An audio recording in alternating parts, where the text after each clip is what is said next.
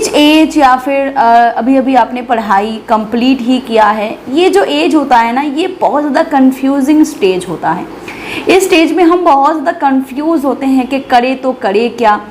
कुछ सपने होते हैं, क्या उस सपनों की तरफ भागे या फिर रियलिटी में चले, वही चले जो लोग कर रहे हैं, या फिर कुछ नया रास्ता ढूंढे। बहुत सारी कन्फ्यूजन होती है करियर को लेके। काम करे तो करे क्या, नौकरी करे तो करे क्या, प्राइवेट करे, सरकारी करे, या फिर प्राइवेट में भी काम करे तो कहाँ करे, मतलब कि सरकारी नौकरी का मतलब करने जाए तो एग्ज़ाम किस चीज़ के लिए दे। बहुत लोग कन्फ्यूजन रहते हैं यार अपनी करियर को लेके। और इस दौरान बहुत सी चीज़ें आ जाती हैं आपके लाइफ में इस दौरान, जो आपके लाइफ को पूरी तरह डिस्ट्रॉय कर सकता है। एक तो ये है कि आप कंफ्यूज होते हो, ये कंफ्यूजन से बहुत लोग टाइमली निकल ही नहीं पाते। कंफ्यूजन करते करते ना 30 साल 35 साल बीत जाता है, फिर कुछ कर लेते हैं। और अगर इस उम्र में आप कुछ अलग चीज़ों में इन्वॉल्व हो जाते हो ना, तो आपका जो लाइफ है, जहाँ आप पहुँचना चाहते थे, कभी नहीं पहुँच पाते।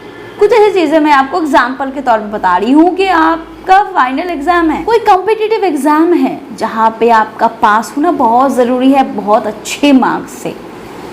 कोई भी कॉम्पिटिटिव एग्ज़ाम ले लो, बहुत सारे हैं, प्राइवेट ले लो या फिर सरकारी ले लो, कोई भी जहाँ पे आपका पास होना ज़रूरी है, प्रिपरेशन लेना बहुत ज़रूरी है। और माँ बाप ने अपनी बेटी की शादी लगवा दी, अब भाई हो तो चल पड़े भाई का फ़र्ज़ अदा करने।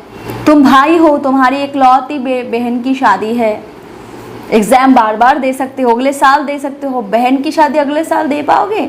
अगर एक शादी टूट गई, अगर जिम्मेदार हो, तुम्हें जिम्मेदार बनना है, तुम भाई हो, भाई का फ़र्ज़ निभाना है। इमोशनल ब्लैकमेल लोग या तो करते हैं या खुद हो जाते हो, इमोशन में बह के अपना करियर बर्बाद कर लेते हो।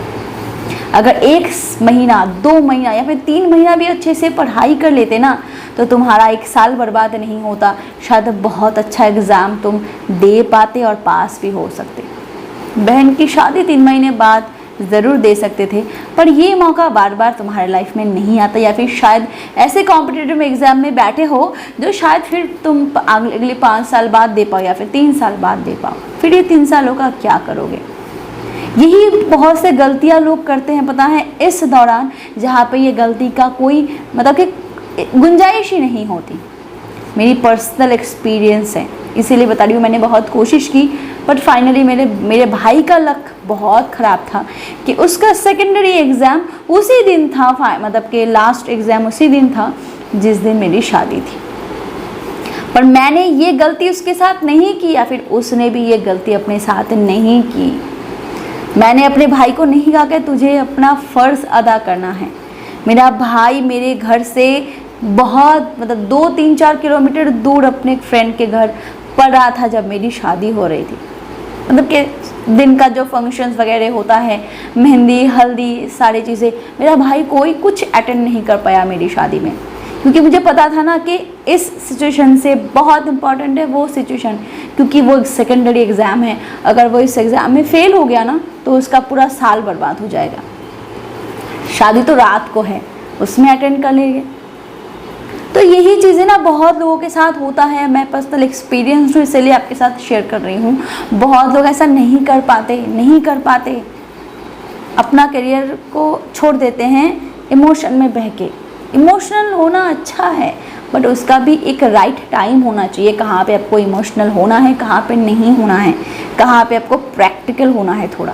बहुत सारे लोग ऐसे हैं, पता है, ये भी मैं अपने पर्सनल एक्सपीरियंस से बता रही हूँ।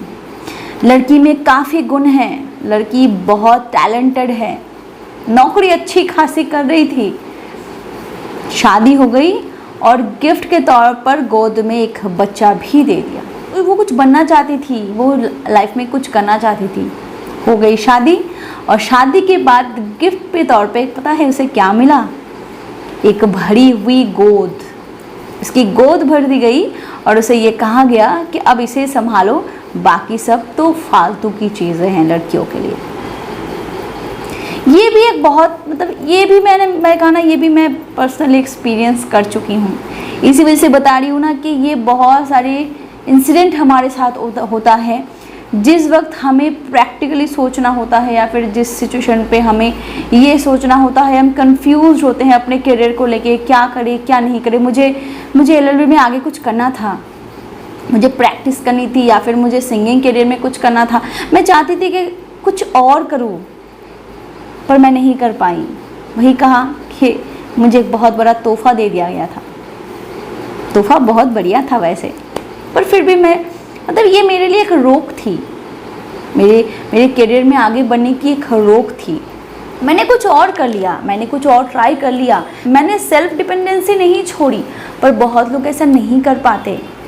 और एग्जाम्पल दूँ, और कुछ एग्जाम्पल दूँ, दोस्त हैं या फिर प्यार है। दोस्ती के लिए अपनी बहुत अच्छी अपॉर्चुनिटी जो लाइफ में हर एक को बार बार नहीं मिलती, शायद अब्रॉड जाने का, शायद बाहर जाने का, शायद कुछ अच्छी कंपनी में जॉब करने का, बहुत बेटर अपॉर्चुनिटी उसे मिली थी, पर दोस्ती निभाने के लिए उसने उस अपॉर्चुनिटी को छोड़ दिया। प्यार है, मेरी गर्लफ्रेंड नहीं चाहती कि मैं बाहर जाऊं, मैं गर्लफ्रेंड नहीं चाहती मैं उससे दूर जाऊं। यहीं पर है कि 10,000 की जॉब कर लो, बाहर जाके 50,000 कमाने की क्या ज़रूरत है। जो बाहर में 50,000 है वही यहाँ 10,000 है, मेरे पास रहो। फिर वही गर्लफ्रेंड तुम्हें भर भर के ताने देगी जब तुम उसे 10,000 की साड़ी खरीद देने के लायक नहीं रहोगे, क्योंकि 10,000 की सैलरी में कुछ नहीं होता। यहाँ भी बहुत लोग बहुत सी गलतियाँ कर जाते हैं दोस्त की वजह से। जो तुम्हारे अच्छे दोस्त होंगे ना, वो हमेशा तुम्हारा अच्छा चाहेंगे कि तुम आसमान तक पहुंच जाओ, आसमान को छू ले, फिर उससे भी आगे बढ़ जाओ। मेरे कहने का मतलब है कि कुछ ऐसा कर जाओ जो शायद उसे प्राउड फील करवाए।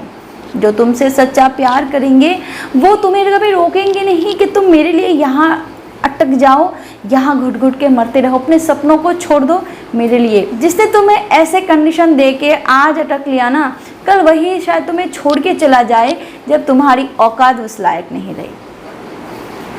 प्यार में ऐसा कुछ नहीं होता, तो इमोशनल फूल होना बिल्कुल भी अच्छी बात नहीं है। कुछ ऐसी गलतियाँ मत करो। हर एक की लाइफ में ऐसे सिचुएशन आते हैं जहाँ पे हमें थोड़ा सा प्रैक्टिकली सोचना होता है और जो सही है उसे करना होता है।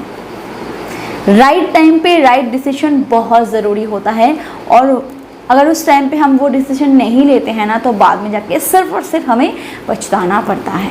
Thank you so much for watching my video. Keep watching and keep help. Bye bye.